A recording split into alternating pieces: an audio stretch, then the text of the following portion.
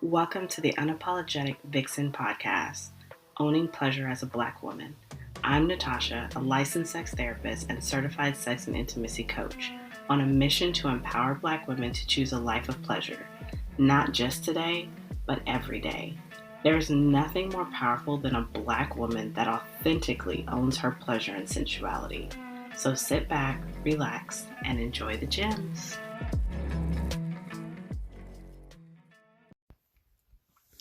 Hello, and welcome to season 2 of the Unapologetic Vixen podcast, Owning Pleasure as a Black Woman. I am excited to be back. I'm excited to bring back some real conversations for you and just get your mind thinking. I appreciate every single one of you that tuned in for season 1. It was my first time getting through a podcast season. I have a way of starting something and fizzling out, and then starting something else and fizzling it out. Like, I am amazing with ideas, and I'll get started and be like, I have a new idea, and I'll go start that.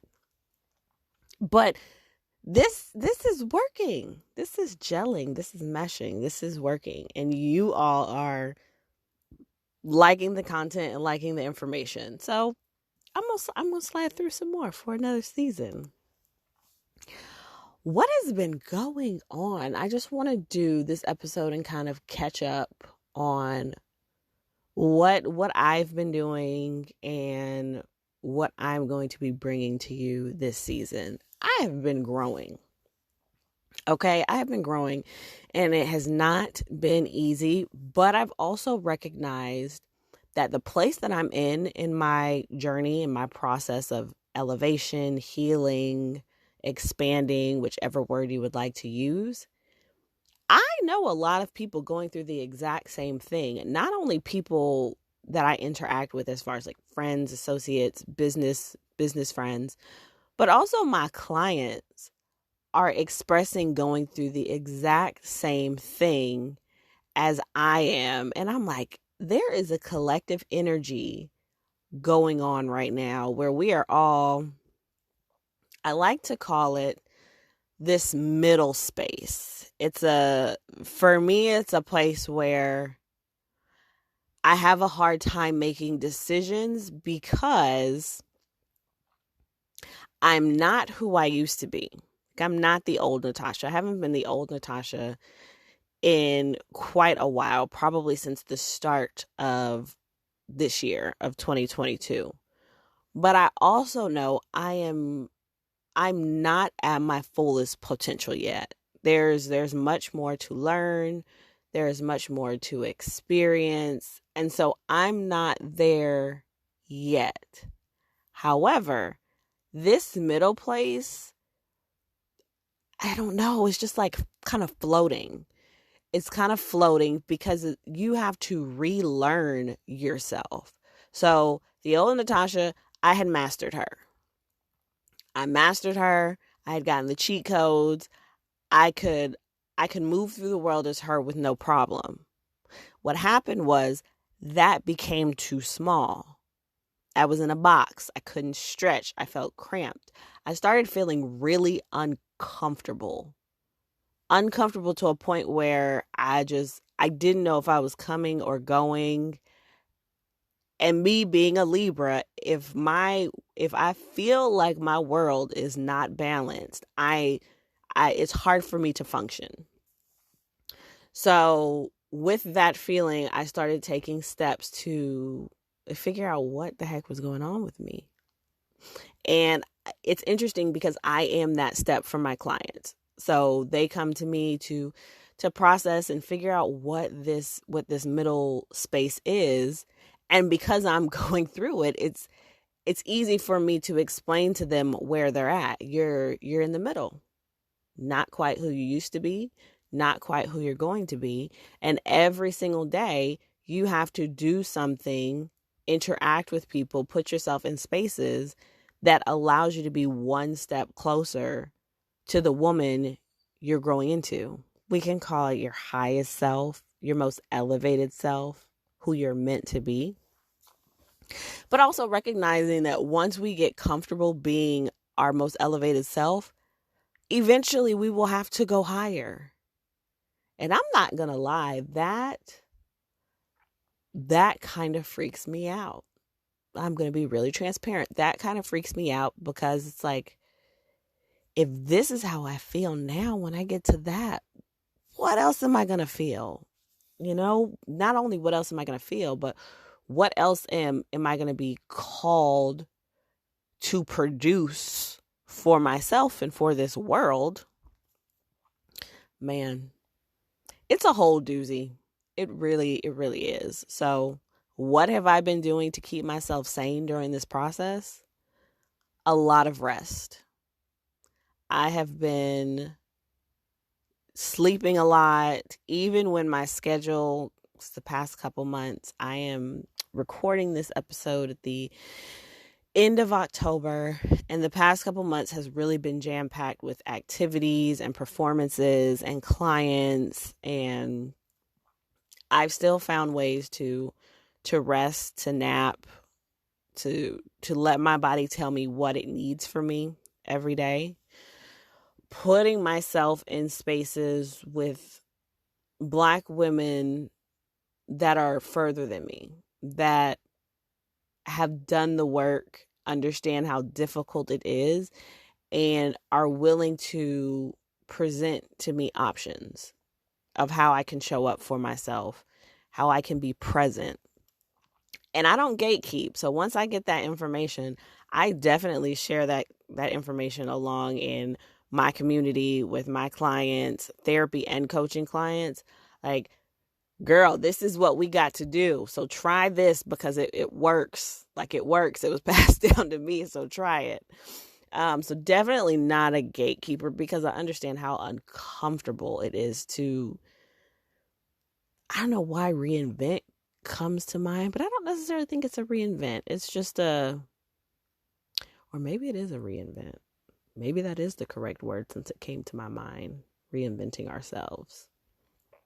I've also been spending a lot more time by myself, which is crazy because that used to be so uncomfortable for me. I did not like being by myself. But now, here's the thing that I've recognized, not just in me, but in my clients, the women that I work with.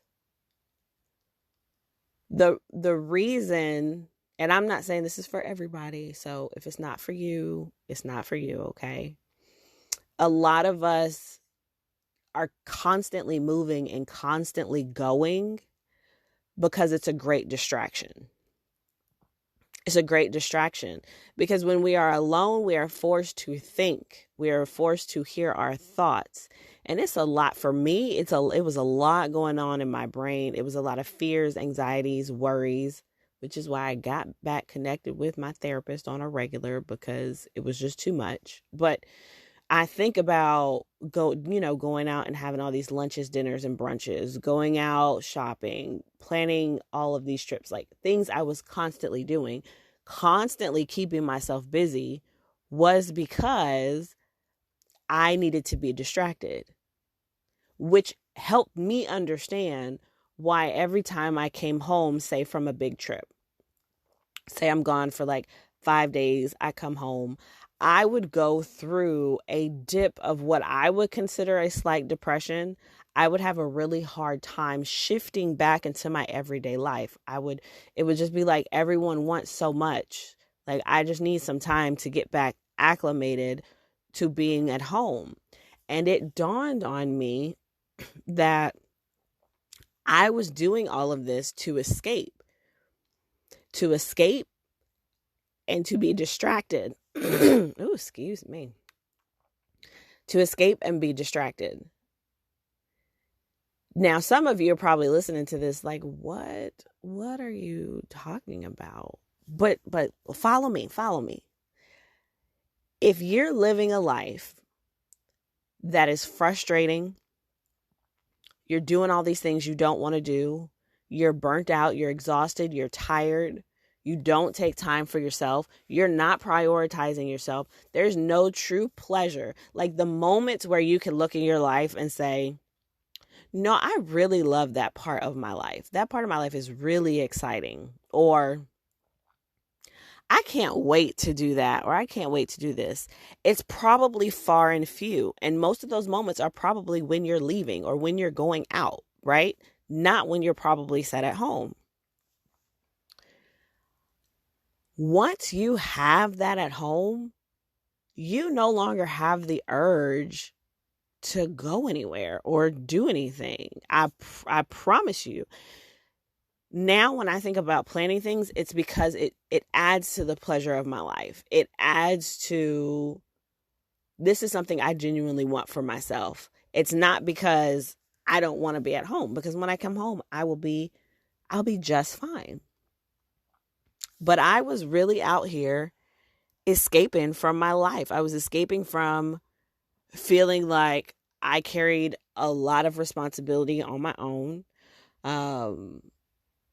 My kids were doing what kids do. I was having a hard time with my teenager, and the excuse me, the little one, he just, he was going through his little changes, whatever they have at that 5-6 year old age. Coming out of sending him to school. Let me sip some of this warm water because my throat is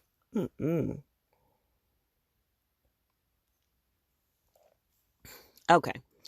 But sending him to school and him getting on a new routine of getting up in the morning and go to bed at night, homework, that was a thing in itself. We don't even have to get into sight words, okay?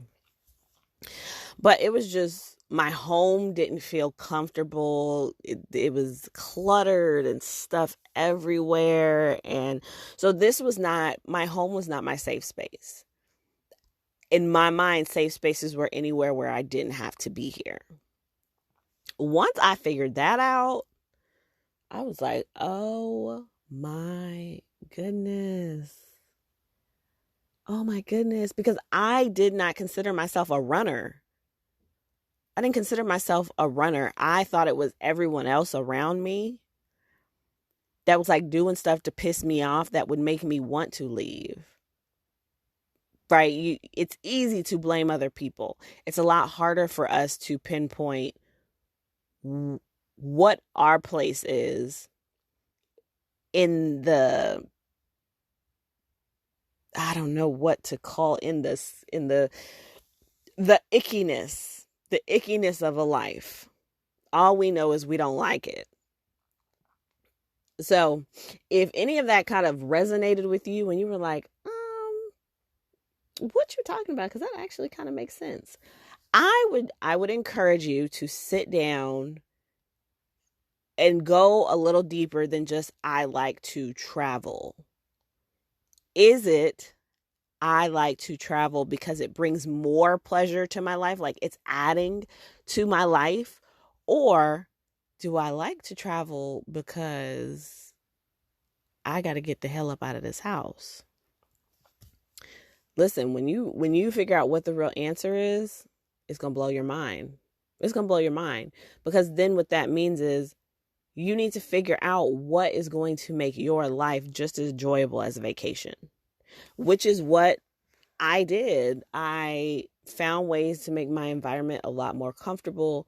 I started going through all the obligations that I, have in my life, all the things that I've said yes to, and figure out why I said yes, if they make me comfortable, if I'm happy doing those things. And if I wasn't happy, I started knocking those things off. Oh, I can't do that anymore.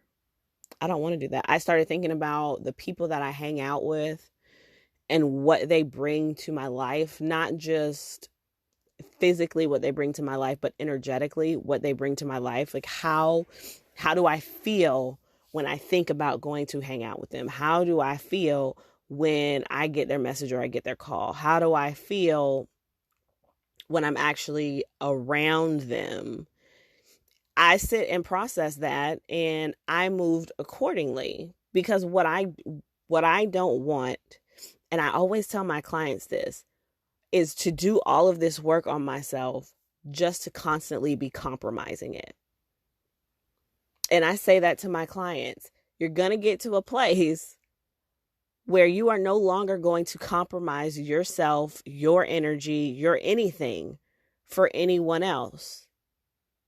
And sometimes, like they say, there's a season for people. Doesn't mean they won't come back around, but once you start doing that work and elevating yourself and really paying attention to what feels good in your life and what doesn't feel good, you'll recognize that some people have work to do in order to be on your level, to have certain conversations with you, or even just to sit in silence and enjoy each other's company. There are certain people who have not done their work, and it just feels awkward. It just feels uncomfortable. Family, friends, coworkers, I'm telling you, all of it. Absolutely all of it. So that is what I have been up to, and I can say with great faith and certainty, there are just a few little things left on the list where it's like, I don't like it, but I thoroughly enjoy my life.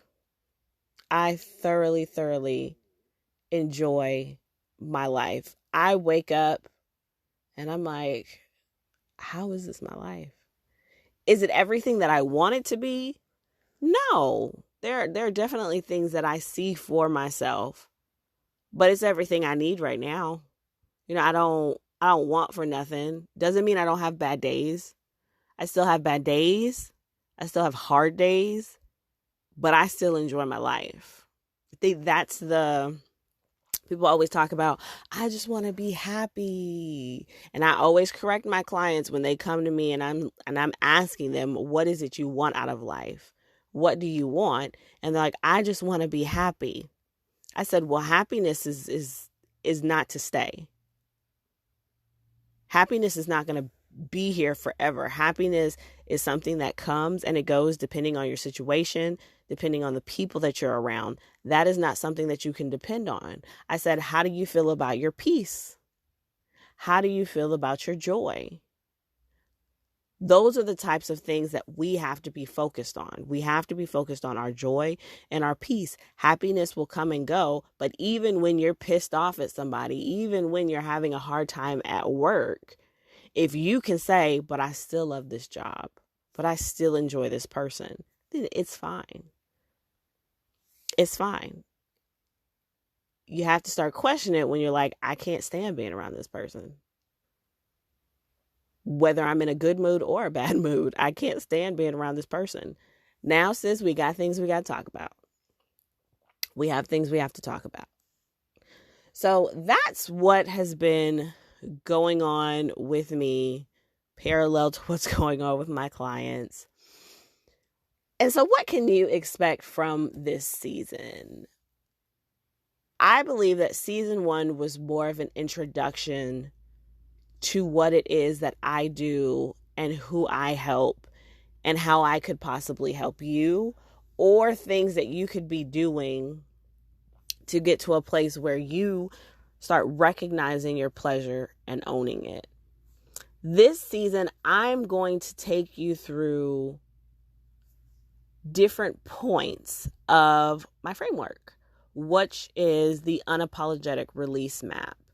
And basically what that does is take you step by step on how you can get from not necessarily enjoying your life or understanding what you want from yourself or from anyone else to feeling very intimate with yourself and everything that is you, feeling very intimate with your life, feeling very intimate with the people around you, it feeling so good to live your life, to be turned on. I could say that I'm turned on by the things that I got going on in my life.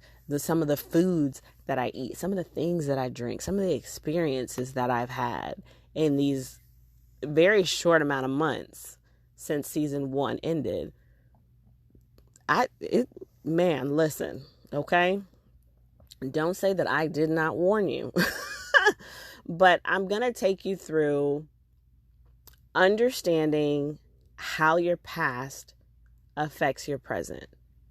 How the people in your life, I'm talking your ancestors, I'm talking your grandmother, your mom, those are big components in how you choose to live your life. Then we're going to go and discuss your worth. We're going to talk about how it is that worth is so important to you finding pleasure in your life. Not only finding pleasure in your life, but actually living in that pleasure, accepting that pleasure, and understanding that you are worth all of it. No matter how silly it may seem to other people, no matter how outlandish it may sound to you, you are worthy of all the pleasures and desires in your life. You have to believe it first. You have to believe it first. And then we move into pleasure, right? Because we've got you understanding how your past, plays a part in your pleasure. We've got you feeling worthy. Like, I'm worthy of these things. Now you have to understand what pleasure is. Because a lot of times, I think in episode 2 of season 1, I talked about pleasure and what pleasure, or maybe it's 3. Might be episode 3. But what pleasure is and how a lot of people associate pleasure to sex. Pleasure is so much bigger than sex. Does it play a component in the bedroom? Absolutely. But there's so much pleasure to be had in the little things, like stepping outside and feeling the wind touch your face, or seeing the leaves changing colors, because that's the season that we're in right now. Feeling the sun grace your face, drinking that warm cup of tea and feeling it go down your chest. Like, there's so much other pleasure to be had than just in the bedroom. And so when you can find the pleasure in your life on a day-to-day basis, that enhances the pleasure that you have in the bedroom, because you are present. You are present in your life. You are present mind, body, and spirit in the experiences and the world that you have in this present moment. So we'll go through the pleasure about figuring out what that is for you, how to find it, right? Being able to communicate it to other people, because, you want something from someone, you got to open your mouth and ask for it and teach them, okay? And then we move into the intimacy of your life. How do you start maneuvering in that space? How do you start figuring out who's deserving of that space? Because everyone is not deserving of that. Everyone is not deserving of the you that you've expanded into. And so how to honor that for yourself. Not only honor it for yourself, but be the role model, because there are people watching you. Whether you want people to watch you or not, there are people watching you. There are other Black women watching you move the way that you move, which is why I recognized in my growing why I love what I do. Because just by talking to you through here, just by getting you to resonate with one thing or make one change, someone is going to see you do that, whether it is your daughter, whether it's your sister, whether it is your mom, your aunts. There's another Black woman that is going to see you make that shift in your life and own it. And they're going to be like, well, you seem different. How do I get that? How do I do that? What did you do? And you'll be able to help her with that, or you'll be able to send her to this podcast, or you'll be able to send her to my email list. So through speaking to you, through possibly working with you and helping you expand and take on all the fruits that this world and this life has to give you, because it does, even when it's hard, even when it seems like they don't. There are lots of pleasures and fruits to have out here in this world of your life. I get to reach other women through you. And you'll have a place to send them when the two of you decide, I'm doing this work myself. I can't help you, but I know where to send you. You'll know where to send her. So I am super excited to bring you season 2. I have some guests that I'm going to be bringing on. I have some really amazing topics. And again, thank you. Thank you so much for joining me. Thank you for coming back. If you are new, welcome. I appreciate you. And I will talk to you next time. Bye. Thank you for listening to the Unapologetic Vixen podcast, Owning Pleasure as a Black Woman. If you enjoyed this episode, leave a comment, and share it with someone you know could use the space. If you're ready to tap into your pleasure, join the virtual Vixen Suite. It's a safe space for Black women to gain support and empowerment as they access pleasure, intimacy, and satisfying sex every day. And remember, pleasure is your right, boo.